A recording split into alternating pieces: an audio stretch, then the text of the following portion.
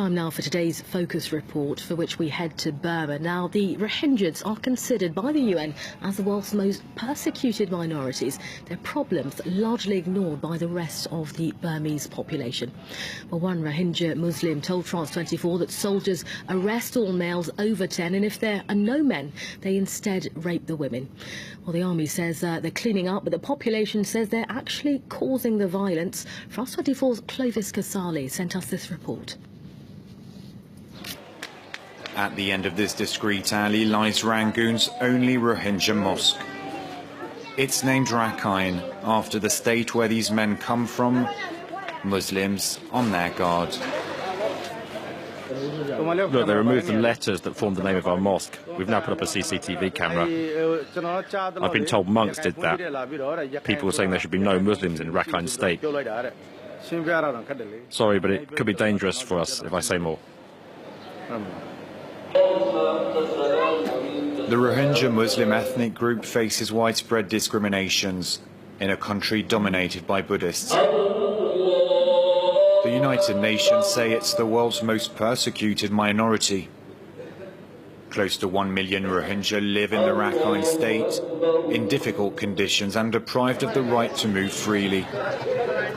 Maung Nu is a Rohingya politician whose party's offices were recently searched by police. For no reason, he says. He speaks as often as possible to his family stuck in Rakhine, including his 92-year-old mother.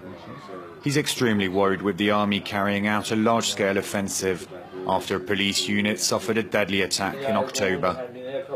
Authorities spoke of an act of terrorism from Rohingya men, and the military's response led 70,000 people to flee to neighboring Bangladesh. Soldiers arrest all males who are over 10 years old. When there are no men, they rape the women. They claim they're cleaning up the area, but it's the violence they're committing that's pushing people to flee. Our situation is worse than ever. Aung San Suu Kyi does nothing for us. I believe that now in Burma, there are in fact two different and distinct governments in power. Nobel laureate Aung San Suu Kyi governs with the army, and they've dismissed allegations of human rights violations. In January, the government launched for the first time an investigation after this video was leaked on social media. It showed troops deployed in northern Rakhine beating an unarmed Rohingya man. The footage had little impact on public opinion in Burma, a country stuck in decades of civil war. The town of Bago was once the capital of the kingdom. Like elsewhere in Burma, it appears most of the people have turned their backs on the Rohingya. The Muslim minority is also denied citizenship, accused of having migrated from Bangladesh. I support the army. They do what they have to do.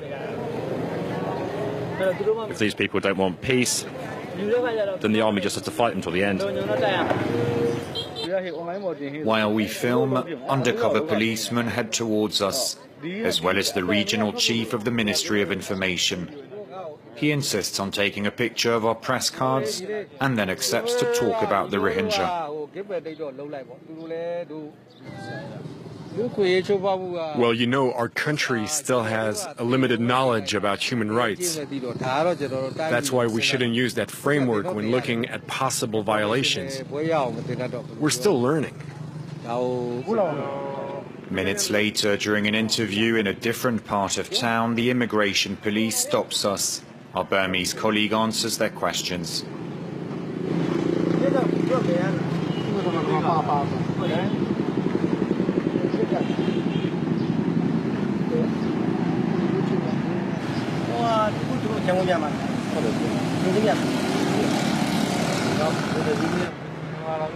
Forces will then call us several times to know exactly where we are and where we're going.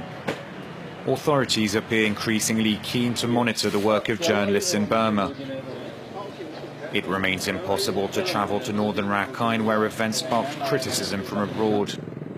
Some in the international community have also expressed concerns over the growing violence, with the murder end of January of a Muslim figure.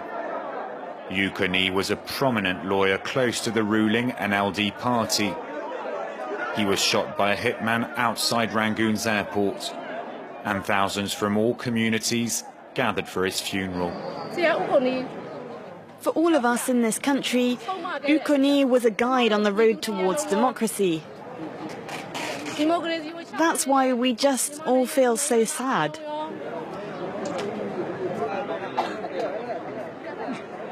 The murder of Suu Kyi shocked the nation, notably Muslims and the Rohingya minority. He was a human rights advocate who fought for more equality in Burma. Today's Focus report coming from our team on the ground in Burma. To talk more about this, though, Mark Farminer is Director of Burma Campaign UK. He joins us via Skype now.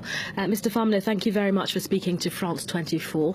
Now, the UN has recently released a report detailing mass gang rape, killing, brutal beatings, plus the disappearance of Rohingya Muslims. Is this something that your society, or as the Director of Burma Campaign UK, you corroborate?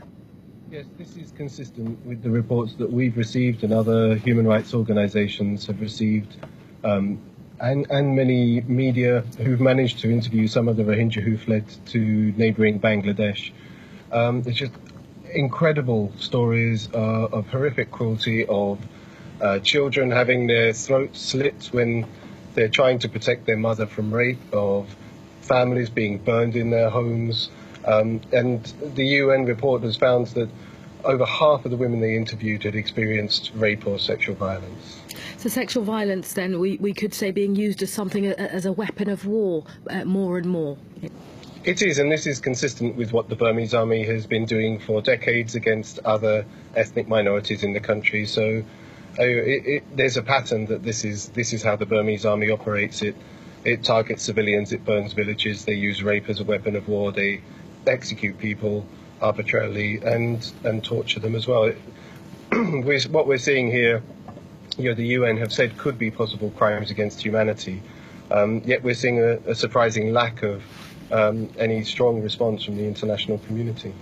Now, Burma security forces have a very clear response to this. They say these are clearance operations, in fact, needed to increase security in certain areas, certainly Rakhine State. Well, when this began was following an attack on a police border guard post where 9 police officers were killed back in October. Was the start of it. This was the response from the government and the military to this. But there's no evidence that there is any serious organised armed insurgency. We've had 70,000 people flee to neighbouring Bangladesh alone in response to only 2 incidents of violence that have taken place. So it's completely disproportionate. And at the same time, as the military are committing these abuses, you've got the government of Burma denying that they're even taking place. I mean, you touched on people fleeing there to Bangladesh. One of the reasons that the government has said that they're going to be denied citizenship in many senses. How are people living when they cross over into Bangladesh? Well, unfortunately, Bangladesh treats the Rohingya refugees in quite an appalling way. Very few are allowed official refugee status. Some of the Rohingya who fled to Bangladesh in recent years have described being shot at as they try to cross the river to try to prevent them from entering. And the Bangladesh government's latest plan is to try to move many of these Rohingya refugees to what is effectively a mud bank, a new island off the coast of Bangladesh, which is underwater for part of the year, and to place them all there because the government of Burma refused to take them back. Mr. Farmer, I think you saw that report there that we all just watched. One Rohingya Muslim saying that the government is doing absolutely nothing to help them. A serious allegation, some may say. Again, does that corroborate what you're hearing from people on the ground? Yes, and it's not just that the government is doing nothing to help. They're actually defending and protecting the Burmese army who are committing these offences. Aung San Suu Kyi, the effective ruler of the government, her official Facebook page has been having constant reports denying the human rights violations, even with flashing signs saying fake rape, fake rape. So there the propaganda that's coming from the government is telling the people in the country that these human rights violations are not taking place, that it's all false foreign conspiracies, which is not the case at all. And this isn't what we would have expected from what's now an elected NLD-led government, the party that's fought for human rights and democracy in Burma for 20 years, now denying the rights and denying abuses are taking place against the Rohingya minority. Now, Aung San Suu Kyi has recently said she intends to investigate these claims. For your organisation, it's simply not enough, one would imagine.